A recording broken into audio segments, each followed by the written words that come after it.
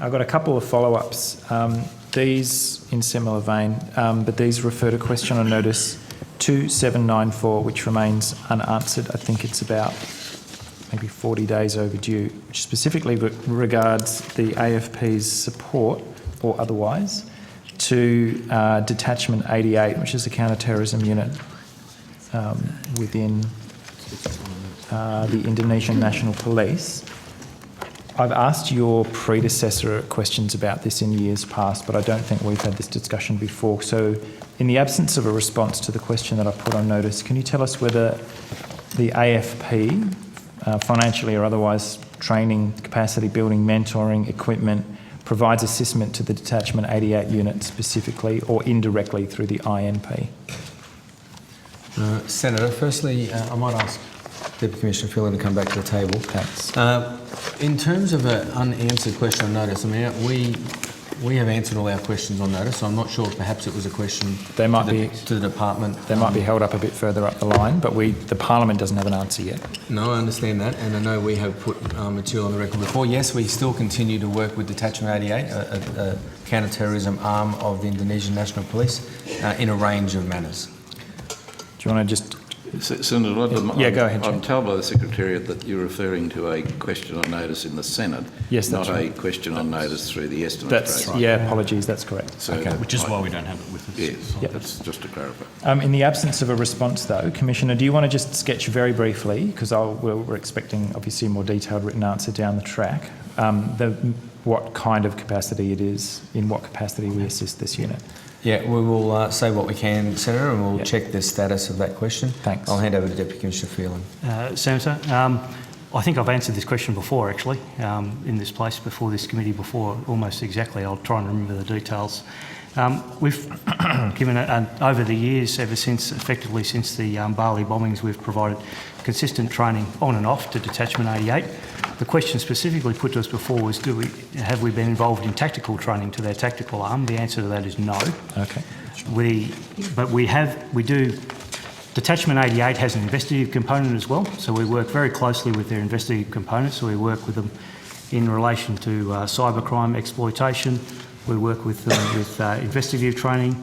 They have certainly a hand in forensic investigations as well, so we work very closely with them in that. So we do have provided them with training both in Indonesia, primarily at JCLEC, but also... At where, sorry? The Jakarta Centre for Law Enforcement Cooperation in Samarang, which is a joint Australian and donor-funded training facility in Indonesia. Okay.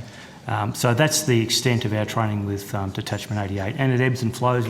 Over some years we've given a large amount of equipment and so on, and some years it's next to nothing. Okay. So we've asked on notice for a bit of detail about what kind of equipment, so I might not hold us up tonight on that. And this Detachment 88, I think, is in past times they play a very important role in counter-terrorism work, which is obviously in Australia's interests that they are well trained and supported. They do. They're one of our key partners in Indonesia. There's no doubt about that. Okay. So how does it work when the same unit, and this is going to start sounding grimly familiar, I'm afraid, is then implicated in gross human rights violations in West Papua? Same guys, same unit, same training, same equipment, different mission. We certainly don't get involved in their operations in West Papua. We don't get involved in their operations, but we've helped build their capacity and their training. Not the capacity in terms of the tactical capacity we're talking about. We do talk about their investigative capacity, forensics, and social media exploitation, which is relatively new. Okay. But I don't know that, presuming we're not then just simply washing our hands if these very same individuals and this very same unit is then implicated in some kind of terrifying conduct in West Papua. It's the same, very similar answer to the Commissioner gave. We don't wash our hands of anything. We are very cognisant of the things, the equipment we deliver, we provide the training for it, and it has a very specific nexus back to Australia for a specific purpose. I'm sure you can tell why I'm raising these questions. It must be reasonably obvious where I'm heading.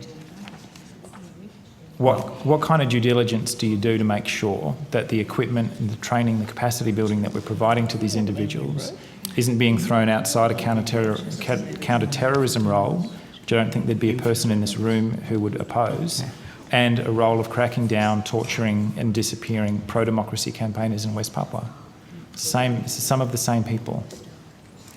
Well, Senator, I think some of these questions are probably best directed towards Foreign Affairs because they're questions that Foreign Affairs deal with on a regular basis in terms of allegations of this nature. We are as specific and as careful as we can be, as the Deputy Commissioner has said, about the types of training that we provide and the equipment that we provide to minimise the ability for it to be diverted and used in any other way. We train to our standards so that we are constantly attempting to impose upon our partners, or impose is not the right word, but certainly work with our partners to have a standard that's very similar to what we have here in this country. We can't be held accountable for what they are alleged to have done. It is something that we're acutely aware of, and it's something that we have answered in this chamber many, many times. So there's reasons that it comes up over and over again. Yes. Are you able to engage in any kind of vetting process for members of the Indonesian police, or specifically ADA, given that they are in receipt of Australian public funding, or is that out of scope? Well, Senator, to the extent that we can, yes, we are tailoring our efforts and our capacity building to those members and those areas where we feel are operating in Australia's interest. Or is there anybody, for example, that we've simply refused to train on the basis of their record? Senator, I might take that on notice, actually, because what I want to do is I want to give the committee a proper answer to these questions. They're very serious allegations and they're proper questions for us. Okay. I need to be very careful about the way we answer them, but I want to try and give the committee the confidence that the AFP is not acting rashly in the way that we cooperate with these units. Rashly? Yeah, I'm trying to give confidence that we aren't acting rashly. Okay.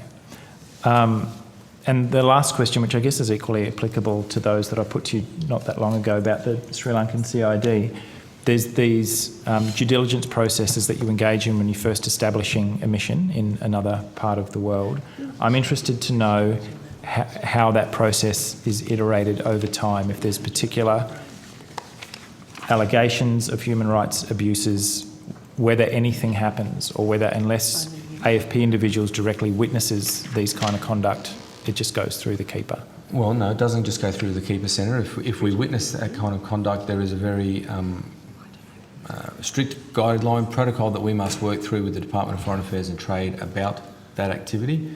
At the same time, if our presence in a country, in my mind or my senior officers' minds, became untenable because of allegations of misconduct or because of a lack of trust in officers that we were working with, then we would have to reconsider. But we're not in that situation. But how bad does it have to get in West Papua before we would reconsider? Like, what are your threshold questions? Senator, we're not operating in West Papua, and the people that we are training are operating their commission. Well, with no, respect. Senator, I don't know that that's the case. That 88 is a very large organisation, yeah, and I haven't seen any evidence to suggest that somebody that we have provided training to has been directly implicated in allegations. As I said before, you need to ask some of these questions to the Department of Foreign Affairs and Trade. I do intend to do so if there's any of those individuals in the room. I do intend to do so. They're likely, though, to refer me right back to you because you have the people on the ground actually providing the training. No, I'm in no position to make a comment about allegations of human rights abuses in West Papua. It's the people that we train and the capacity that we're building and the equipment that we are providing that I'm trying to understand how we can possibly do ongoing due diligence and track those people or that gear. Well, Senator, we work and train with a fairly small select group of individuals. Can I categorically say that I always know where those individuals are deployed across the archipelago of Indonesia and what duties are involved in? No, I can't. But our officers are very conscious of making sure we work with people who are serving the interests of Australia. All right, you've taken a fair number of matters on notice, so I might leave it there. I'm just going to put one, it's probably going to seem a little bit left field, on another matter, and then I'll let you go. Whether you could confirm for us whether or not you've received a complaint in relation to a Mr. Nick Ross, former employee, tech journalist with the ABC, regarding the recording of a conversation without disclosing it to the other participant of the conversation, which is hit the media over the last couple of weeks? Senator, the allegation doesn't ring any bells with me. And looking back, none of my But officers... he's looking genuinely mystified. Do you want to take that one on notice, and if you can just we'll confirm check. either way? It was the name Nick Ross, did you say? Nick Ross, ROSS. Yep. Okay, thanks for your time. Thanks.